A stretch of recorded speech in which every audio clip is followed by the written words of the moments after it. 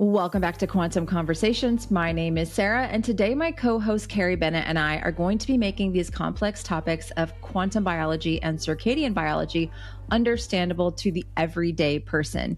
Thank you so much for tuning in. We ask that if you are listening on audio only, that you take a moment to leave us up to a 5-star review. And if you're on YouTube, leave us a like, leave us a comment. It will help to get the show out to more people. And before we jump into today's topic, just a quick reminder to head down to the show notes and check out my free resources as well as Carrie's free resources. We also do have courses on a variety of topics. If you are hoping to dive deeper, Carrie and I both have practitioner courses available as well for anyone who wants to begin to bring these topics to their clients and help them to implement these strategies into their daily lives. So check those out. We also have a co-taught course called Quantum Fertility that is available that allows people and practitioners to work on their fertility using these principles of quantum biology and circadian biology. Again, thank you so much for listening or watching today's show, whichever one you are doing. And let's go ahead and jump into it now.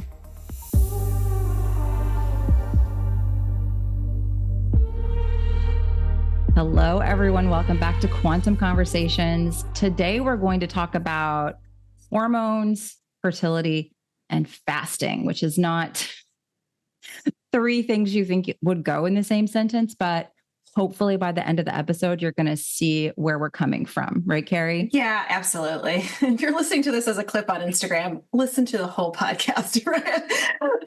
Oh my gosh, the guy last week. This is why Sarah, I don't like. You just got to block those. You just got to let those people go. I was like, they listen to a 90-second clip and think like that It was only, yeah. The thing is that I posted a clip from last week's episode about cold therapy, and a guy, I'm pretty sure he's pro-metabolic from looking at his page, which fine. Okay. But he was trying to say that cold therapy was a negative stressor for the mitochondria, and fasting fits into this also. So we can maybe even talk about it a little bit, sure. But he was like, cold therapy is not therapy. It is just stress. And all it does is break down the mitochondria. There's no benefits. And he just was like very dogmatic. And I was like, okay. Your replies were very lovely. I wasn't going to touch that with a 10-foot pole. I blessed him and said, see you later, buddy. I saw you liked my comment. So I know that's about the only thing I was like, okay, that's great. You're like, I'm staying out of this. I'm staying out of this. Yeah, I'm not interested in engaging with, like we said, we're going to make this this podcast now called Nuanced Conversations, because there's nuance to all of that. Certainly excessive cold is a big time stressor, especially if you're stacking additional potential stressors, right? So if you're stacking cold plus fasting plus aggressive exercise, plus, like that can add up 100%. Oh, big time.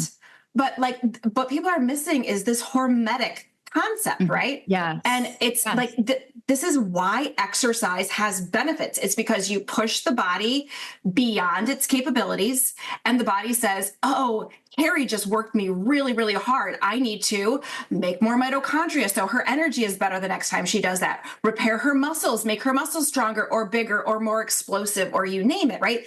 Those are the adaptations you get when you apply a stressor. Now, let me tell you, people, right? There is a ton of research on hormesis, or these types of stressors that can be beneficial in the dose, but the dose matters. Right. The dose and the duration matter. If you can apply something for a dose and a duration that just transiently stresses the body out, then you will become more resilient over time, given that you give your body adequate time to repair and recover. Right. And so that's why it's like a little bit of fasting can be highly beneficial. A little bit of adequate cold exposures can be highly beneficial. Appropriate exercise, highly beneficial. I'm not asking you to work out in the gym 6 hours a day without, and then no recovery, which people really overdo exercise. Not beneficial. And when they took cell cultures, which I know are not human bodies, but when they take cell cultures, they've taken cell cultures and they've exposed these cell cultures to, like, one cell culture, they've exposed like mild stressors. So it'd be the equivalent of like little bits of exercise and then recover, little bits of exercise and then recover. And the other cell tissue, they didn't expose to anything, right? And then they applied a huge stressor to them. And those cells that were exposed to the little stressors that they could recover from and the little stressor, those cells were more resilient and they lived. Whereas these stressors lacked resilience and they died, right? So what you're doing is you're building just overall resilience in appropriate ways by applying appropriate stressors. And so we can dive into fasting from there if you want. Yeah. Yeah. And I just want to say, the guy that made the comments, I found the conversation very ironic because I, of course, go look at his profile, and he was a big muscle guy who I'm like, so clearly you exercise to build muscles. You understand hormetic stress of lifting weights to get the muscles that you have, but you don't understand that cold essentially can do similar things for the body, the mitochondria, in a positive way. So yeah, if you want to know what I'm talking about, you can go look at the Instagram reel that I did. That was a clip of last week's episode, and see. He didn't answer back. I gave him like several citations. I know you did, yeah. If I'm going to clap back at someone, I'm going to give them the proper citations. And some people just don't respond back. Some people clap back with more stupidity, and then I just have to block them. And then some people just are like, "Oh, I think she's right." But I don't. She at least know. Yeah. Or like, yeah, she's got a more educated approach to this than I realized, or something like that. Yeah. Right. She's not just trying to pull facts out of nowhere to get clicks, likes, and views. This is actually a scientifically based thing, and also not just scientifically based from the research standpoint, but also clinically applied with tons of clients, and not just anecdotally, oh, me, because I'll see that a lot. Oh, I did this and I did that, and this is the result. I'm like, great. How does that work with clients? How does that work with a large sample size of people? And that's where, again, the fasting comes into the conversation, because there are certain people, like low leptin people, that I would tell, please do not push anything more than an overnight fast is not going to be for you right now until we really reestablish these signals of safety back online to the body. Yeah, exactly. So what we're really talking about too, with the reason why we're bringing up these topics, is that our Quantum Fertility course is on sale now. I believe it's through May 13th, actually, right before we sell the bundle, which is a whole nother fun thing that we can talk about. But we will. So what we have here is we've utilized key strategies that support the mitochondria, essentially, because healthy mitochondria are absolutely essential to healthy hormones and absolutely essential to a healthy pregnancy, right? And so we can use, and mitochondria are highly responsive to stressors. Yes. Right. It's why you can actually build something, an exercise called your VO2 max, or how long you can burn fat as a fuel source while you push harder and harder. And it's because the mitochondria start to adapt and they become more efficient utilizers of fat. And then, so it's all these things, all these stressors are actually impacting the quality of the mitochondria. And in this lens, we've been discussing this through the lens of fertility. And so fasting might not be something that I wouldn't recommend. I don't know about with you on this one, Sarah, but in someone who is maybe looking, I've had this instance, someone who's not low leptin, but is looking to optimize their mitochondria for, let's say, making them more resilient, making them more efficient, better fat burners, being able to run autophagy and apoptosis and clear out damage. I don't have problems with them embarking in a well-structured 48-hour fast, or even a little bit longer if there's guidelines in place and they're not necessarily doing it they're not doing it while they're trying to conceive. There's like a preparatory phase. The window. Yeah, exactly. And that's what we talked about with cold too. There's a preparatory phase where you can use cold more frequently if you want to, right? Or in a different way. Go back and listen to that podcast. But then same thing with fasting, and because there is a lot that the body can do when it's not taking food in. Right. And that can be stressful. But what the body does in that period of stress, the body says, I need more amino acids because I'm not getting them from my diet. So let me break down broken proteins and recycle them. That's autophagy. Yes. Or, wow, these cells are highly dysfunctional. They're just messing up with this organ. Your body will run apoptosis, which will clear out those damaged cells, right? So you're going to ultimately lower inflammation and really help to kind of revitalize the body and the tissue and the mitochondria. But again, there's a limit to everything, you know? Right. And I think these days with fasting, we have two mindsets. One is it's always bad and damaging. And the other is more is better. And just to speak from experience, you and I were on the intermittent fasting train of skipping breakfast years. I was like, oh yeah, this is the way of the future, right? You know, I feel so good until it kept me lean and energized for a little while. Until it didn't. It really did. Until all of a sudden I'm like, why am I gaining weight? Why do I feel worse? Why is my cycle off? Yeah. Why don't I have, what's going on with my cycle? I'm not, you know, and I had people telling me, oh, well, you're just entering perimenopause. And I'm like, but I'm 39. I'm 30, but I'm 37 40. Years old. I don't think it's time yet for that. I mean, sure, yes, that can happen, but my gut feeling was that was incorrect for my body at that time. Well, and so, for me, there was also just signs of stress and deficiency. I wasn't recovering from exercise as well. My heart rate would just, surge in inappropriate times. I had a really huge startle response. My body was always on, there's a show, my body was always on edge. Like a car door would slam and the rest of my family would not even hear it. I'd be like, whoa, what's that? Totally. So that's just a heightened alert. Like that's scarcity. My body felt that there was a threat. And a lot of it had to do with the fact that I don't think I was nourishing myself appropriately. Right. Yeah. I would work out and then I would actually feel worse after workouts and I would feel inflamed after workouts. I would skip breakfast and then I would it would feel okay. It'd feel good. And then all of a sudden, like I would eat something and I felt terrible, even something healthy. And so I always tell people, and I don't mean this in any sort of like a diet culture sort of way, but I think you have to earn the right to fast. I think you have to fix leptin signaling. You have to get that back on board because most people being completely leptin resistant, that means also the AMPK pathway, which is where we get autophagy, apoptosis, biogenesis of the mitochondria. That happens via this AMPK pathway. And when you're leptin resistant or insulin resistant or both, because that's typically you're leptin resistant before you're insulin resistant. But in both cases, that pathway is impaired and can't properly operate. And so when I say you have to earn the right to fast, you have to get the signaling back on board first. That can take a little bit, of eating breakfast daily, getting your protein and fat, getting sunlight in your eyes every single day, blocking the blue light at night and getting your sleep back on track. I don't want anybody with messed up sleep to embark on fasting or anything longer than an overnight fast. Because I think we have to qualify what fasting is. I think no one really needs to be eating after sunset. And I don't consider that fasting. I consider that just like eating with your biology. Friendly eating. Yeah. Biological eating, don't eat after sunset.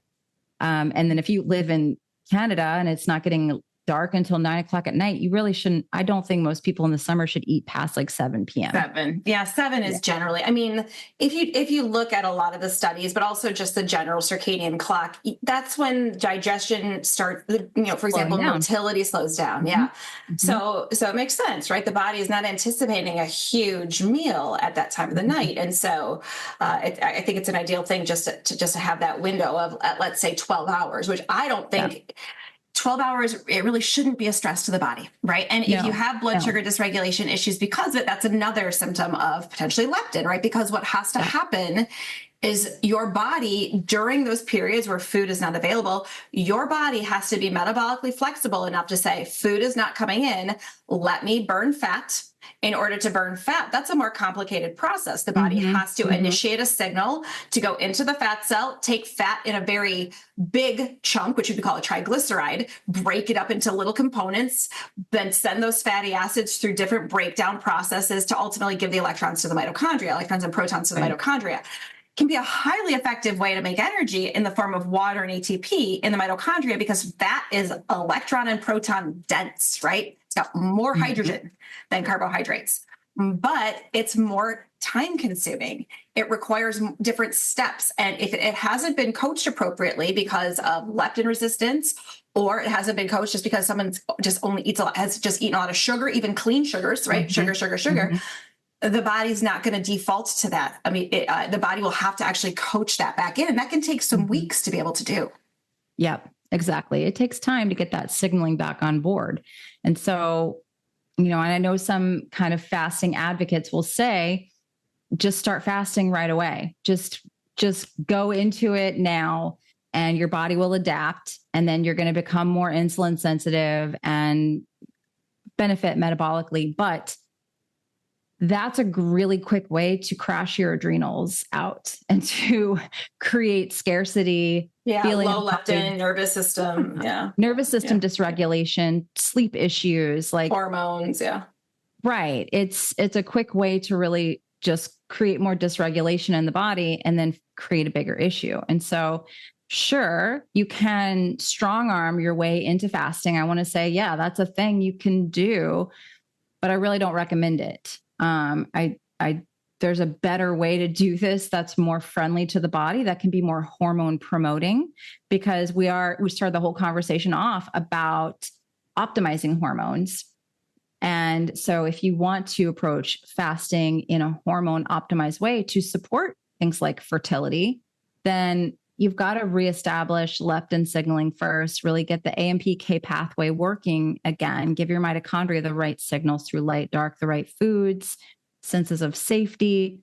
And then, okay, let's do what I did when I was working on my fertility was I started off with one weekly 24-hour fast. And that felt really good because I had kind of sworn off fasting because I screwed myself up so badly with it. But you were in like aggressive ketosis. And I mean, you were layering on the stressors. Yeah. I was carnivore, ketosis, fasting for 2 years. For 2 years, I did this to my body, and I had very low leptin, but I had somehow extra weight. And I have a lot of clients that come to me in this situation because it's with the popularity of keto and carnivore and low carb, it happens quite a bit. Because people are trying to do the right thing. They listen to people with these like extreme dogmatic platforms because it sounds really, really smart. But then some people get results, right? At least temporarily. And it's, you see these beautiful pictures of people before and after, or whatever it is. And it's like, look, it worked for me. And then my clients who've gone through that, they start to blame themselves and shame themselves. It's me. I'm doing it wrong. I got a keto harder. I got a carnivore harder. I got a cold harder. I got fast harder. Yeah. And that's just a quick way to make things worse, So these things are meant to be done temporarily. And like you said before, it's a fasting that is a stressor. And if you have too many other stressors, then you're not going to push that in necessarily. Yeah. But go ahead. Oh, I was just going to say, like, I think one of the things that I like people to check in with in these instances is to actually temporarily pull back on the stressors, right? Like if you're new to this, so that means switch from your boot camp HIIT class to walking, right? So, if you were doing the intermittent fasting up until like 1, 2, start to have your breakfast. So again, overload safety and nourishment, especially if we're talking about optimizing hormones of fertility, because your body has to be like, Carrie is safe and Carrie has adequate nourishment in order to both from the food that I'm taking in, but also then the fat that's stored in my physical tissues to support a pregnancy. And so again, I'll ask my clients, they could have been doing intermittent fasting or aggressive keto, and maybe they feel better, like they felt good for a little while doing keto, or they like that. I'll say, but what sounds nourishing to you right now? And I'll have so many clients, like I've said before, they want some root vegetables or some sliced baked apples with cinnamon on it, or something like. They want something like that. That is by no means ho-hos and Twinkies and ding dongs and Skittles, right? There's a difference. There's a difference. So we are recording this around spring, summertime, and there's one thing that I always take with me on all trips, and it is the Bond Charge mini panel.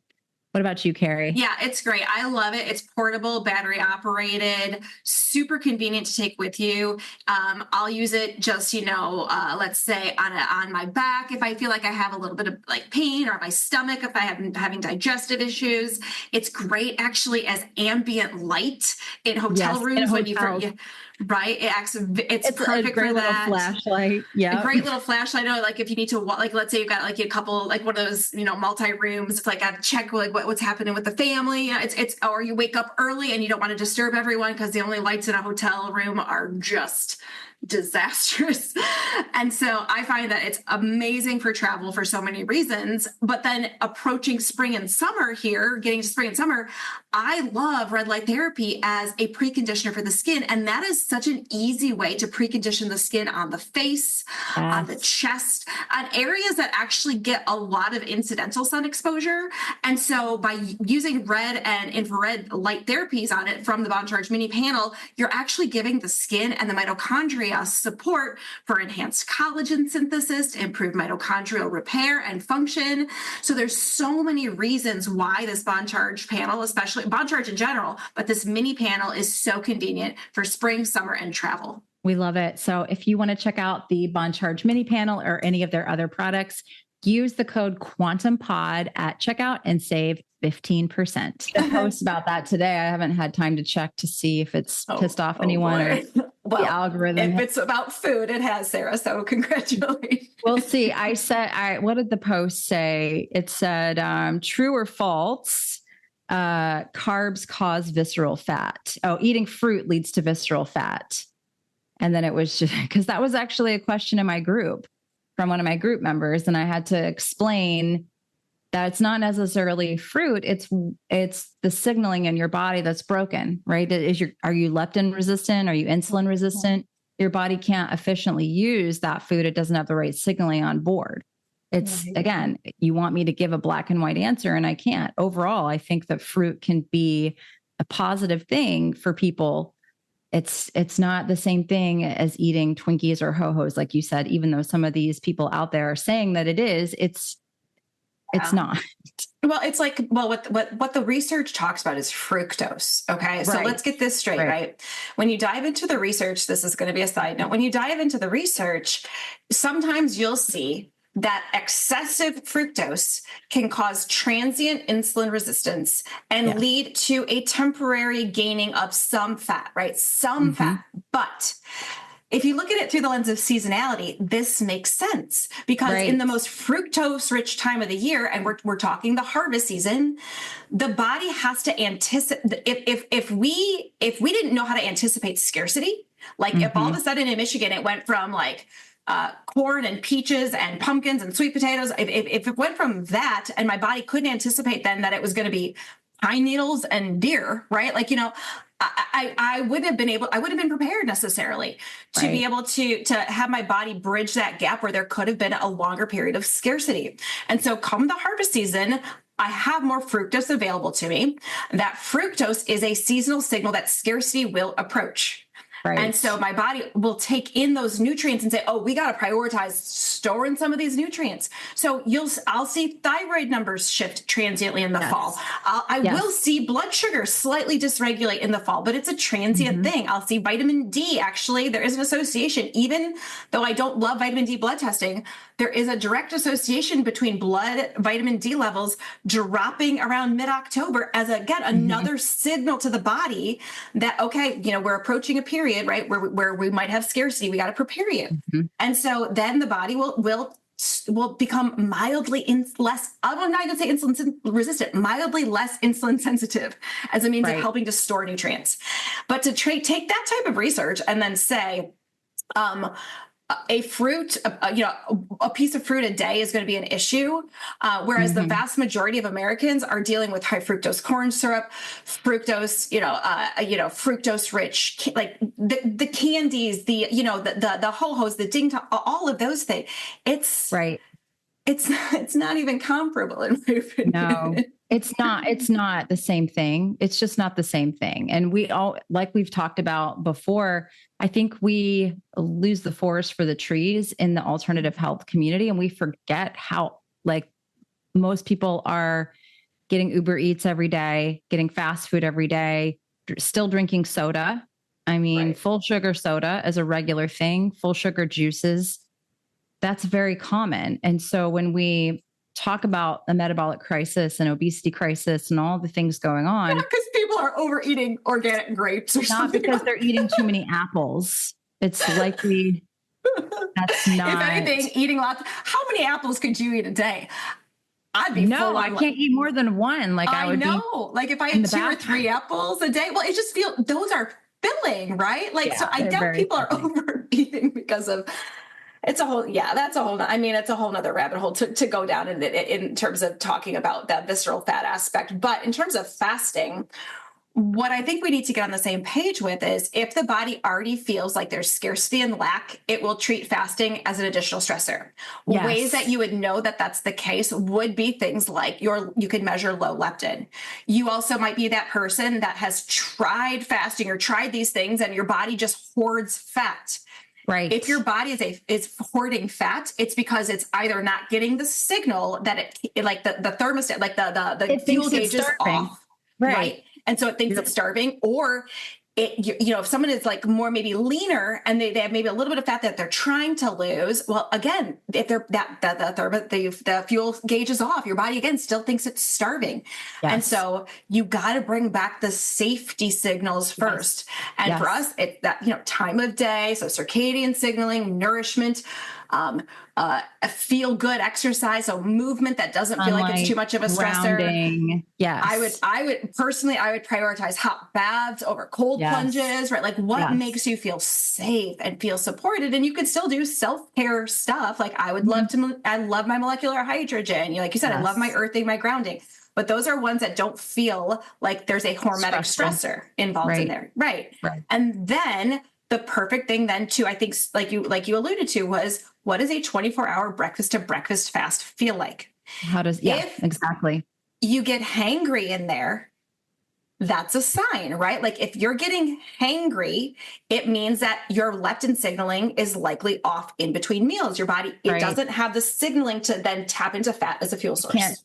That's the problem. So this is why you have to reestablish healthy leptin signaling to the body, is because when you fast, what is supposed to happen is that your body is supposed to say, oh, she's got a little extra stored energy on the body, right? She's got a little bit of extra weight, especially if you, like for me, I lost 30 pounds before I got pregnant. I had some stored energy on my body, clearly, or I wouldn't have lost 30 pounds. And so when I got that signaling back on board, I eased into the fasting. I would do a 24-hour fast like once a week, see how I felt. And then I added in a 36. Then I did a 48. Then I did a 72. I did a few, and I did like one a month leading up to the time when I got pregnant. And it was like the month before I got pregnant, that December, I didn't do any fasting. I was like, I know I'm building up to getting pregnant. I'm just going to put it off, like only overnight fasting, nothing long. And my body was able to, with those fasts that I did, pull obviously that body fat and use it, instead of my brain being like, oh my gosh, you're going to die. You can't do this, and I got the benefits of fasting. I got autophagy. I got apoptosis. I got biogenesis. Your mitochondria, they can actually create new ones. We've been told that you're only born with a certain amount of eggs. And there's actually research that shows when you improve your mitochondrial function, you can actually improve and create new eggs. You create, and that's one thing that does that get reflected in things like AMH or anything? I mean, does that where would you see that? I never tested my AMH. I'll have to dive back into some of that research to qualify it, but I was heavily into it at the time because that's what I was hoping for. Sure. That's interesting. I mean, I love it. Doesn't that make sense to you? It never made sense to me. Like, you're born with all the eggs that you're ever going to have. Right. And too bad, so sad. Right. Sorry, you're done. No, you can actually create new ones. And it's because of mitochondrial biogenesis that this happens in the first place. So fasting can actually be a catalyst when you do it right, when you do it in the right context, and you provide your body with these other safety signals. then it can be a net positive. And I think the same thing for weight loss. I think the same thing for hormone optimization, hormone balance, even if you're not looking to get pregnant necessarily, but you want to improve hormone balance, you want to lose weight, you want to optimize your body, and even do things like prevent cancer. I have a client right now that's dealing with a pretty terrible autoimmune flare. And so we have put some fasting in for her. And of course, I'm monitoring her. We're talking every day. And she's like, oh, my pain is like almost completely gone, and we're going to do a deuterium depletion. But it's a client I'm talking with on a pretty much like daily basis to help coach her through this. And so there's all kinds of uses for fasting. And it just kind of gets me when people throw it out and say women should never do it. And it's especially if you're trying to get pregnant, like there's always context with this whole topic, Yeah, totally. Absolutely. And I mean, this is not the top. I don't think this is the podcast for diving this much deeper, but I've done dry fasting before, which freaks people before out. I got pregnant too. I did. Yeah. And easier for me actually. It is for me easier. Fast. It's so much easier for me too. Yeah. And for those of you who don't know that, and again, the YouTube comments I'm sure will come on this one, but it's no water, like nothing, right? You just stop. And again, I'll do a breakfast to breakfast dry fast every once in a while. It feels so good. It's a stressor, but it is a stressor. 100% it is. Yeah. And if I were to dry fast like that for days on end, or, I've played around with the length that feels good to me. I'm not going to reveal that to you all, but I've played around with the length of dry fast that feels good to me. And I know when my body says no, and when I need to break a fast. So I think there are signs that you need to pay attention to when it comes to breaking a fast, regardless of whether it's like a 24-hour breakfast to breakfast, or you may be in the phase where you are maybe trying a bit of a longer fast in preparation or detoxification or healing, like your client is doing. What do you think you would say that are some key signs to look for when it comes to breaking your fast? I think this is important because I have embarked on a fast before, and then I just got into it and I was like, I got to break this. Like this has got to end. And I would say my number one thing is that you're just like wired to the point where you can't sleep at all. That's how a lot of my fasts have ended. Unless I was overriding myself, like my 7-day water fast, which was not the best idea. With that water fast that I did, I should have probably broken it on about day 4, because that's when I was sleeping like 1 hour, 2 hours a night. Like I just could not sleep at all, because what a lot of people don't realize is that it actually takes energy to go to sleep. It's a thing, people with chronic illness have issues sleeping because it takes energy to actually fall asleep and get sleep. And so that's the number one thing I'll tell people is if you can't sleep at all, like it's time to break the fast. And that's true too. If you're also trying to do ketosis, or if you're doing something that's ketosis, impacting, that's the number one thing. I'm like, time for some carbs. Yeah, carb up. Here we go. Eat a potato. I also say, any changes in your heart that make you uncomfortable, changes in your blood pressure that make you uncomfortable, right? Like, it's not unheard of to potentially have blood sugar fluctuations during a fasting period, but listen to your body. If it doesn't feel safe and supportive for you, break your fast and reevaluate. Ask a clinician who might be able to help you out a little bit more. Maybe you need a little bit more guidance when it comes to what to eat going into your fast. Cause there can be, there's this idea that, I'm going to eat ho-hos and ding-dongs and then I'm going to fast for 24 hours and get a benefit. It's like, no, you've literally just inflamed your body and packed it full of stored sugar as glycogen. And so if anything, during that 24-hour fast, all your body is doing is clearing out a little bit of that damage that you created from what you ate beforehand. And so there's maybe a strategy about going in, how you even go into a fast as well, that can be beneficial for people. Some people do. They when they go into a fast with all of that glycogen stored in their muscle, that when you store sugar in your muscles, you store a lot of fluid. And so you are going to lose that fluid as your body burns through the sugar. But with that comes a shift in your electrolytes. So that might be a nuance for salt or ketone or something like that during your fast to make you feel a little bit better, to ensure that your electrolytes are balanced and your blood volume is regulated appropriately. Yeah. Typically I'll have people add extra quinton during a fast, and definitely extra salt, potassium. Like you've got to keep minerals on board, because that's the first thing that's going to happen is you're going to lose your minerals. And so you've got to do that, or you're going to crash a heck of a lot faster. So that's really, really important. But yeah, that's if you're feeling like, again, the startle response is just like too much and you feel like completely insane, it's just time to eat something to break the fast and to say, all right, well, I'll try again next time. And it doesn't mean you're a failure or anything. It just means that your body was not quite ready to push it to the length that you pushed it to. Yeah.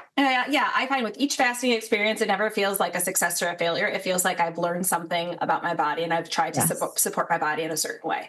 And so if you go into it, even I remember I had just the weirdest obtrusive thoughts of food that I don't know. Like, I used like back in the day, I was always like, what's for dessert? What's for dessert? And like, but I haven't had that in like a decade or more now.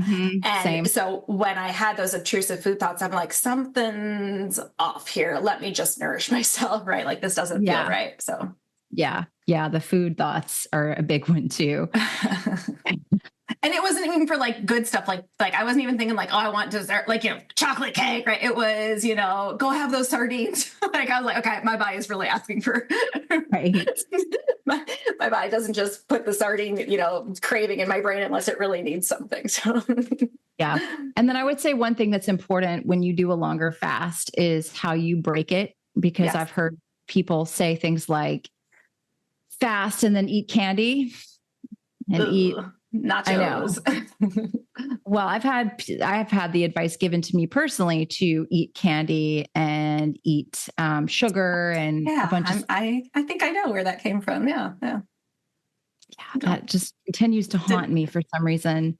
Not to mention all the food, the dyes and stuff. Anyway, not a good idea. I recommend a broth. I think broth is really, really helpful. Protein, like a slow cooked. I love steaming it. Like I don't even know what you call this with an egg, but you heat up broth and then you drop an egg, like an egg yolk in it, Oh yeah. I've done that before. I think that's how I broke the 7-day water fast. Was I started with broth. I think I had a whole day of just broth and I didn't. On a 7-day water fast, 100% you would need to really ease into it with broth. I did a full day of broth after the 7-day water fast. And then I think I dropped eggs into the broth the next day after that. And then I slowly added in like some slow cooked meats. Like I had to gradually bring food back in.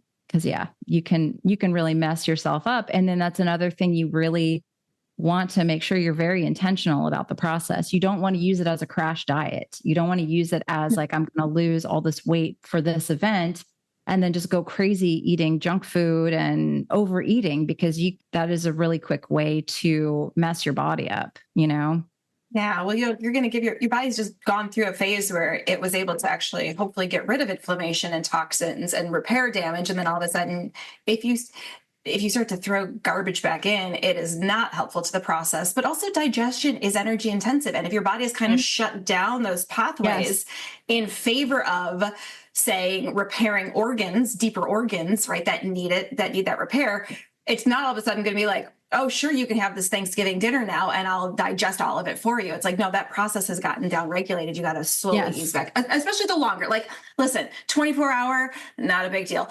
48-hour, really not a big deal, right? But if you're going 3, 4, 5 day, 7-day water fast, you do have to be very aware of how you start to reintroduce your foods. Yeah. And I mean, I get this with people who do long-term keto, long-term carnivore, their body has shut down the enzyme production to digest carbohydrates. They're not making those specific digestive enzymes any longer.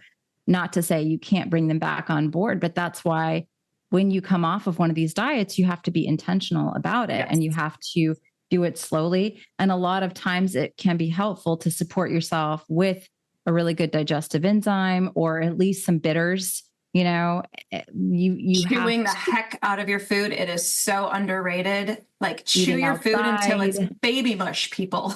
Right. Eating in the middle of the day. Like there's a lot of things you can do to bring these systems back on board if they're not gone forever, so to speak. But again, it's intentionality. You can't be reckless about the whole thing. So there's always a nuance that needs to be had in these types of conversations. And with fertility, with hormones, yeah, this can be really, really great and helpful. But you have to know what you're doing, and you have to understand you can push your body too hard. But the one thing I also want to add in, because I get this a lot, is people think that they're beyond repair, that they've damaged their body, their metabolism, their enzymes, all these things beyond repair. And I don't think that that is true unless you say it is, honestly. 100%. You hit the nail on the head. If they think it is, then it is. But there's always hope. 100%. There's always hope. The body is a self-regenerating, I don't want to say it's a machine because it's not a machine, but it has self-regenerating capabilities, right? And that's what we were built to have. It's just we've not been taught what that looks like. And a huge part of that is our mindset when it comes to our ability to allow our body that true deep healing. Definitely. Well, if you are someone who's looking to get pregnant or optimize your fertility, make sure you check out the 50% off link that we have down in the show notes for the Quantum Fertility course. And next week, we are going to talk all about deuterium and fertility. So make sure you're subscribed and share this with a friend.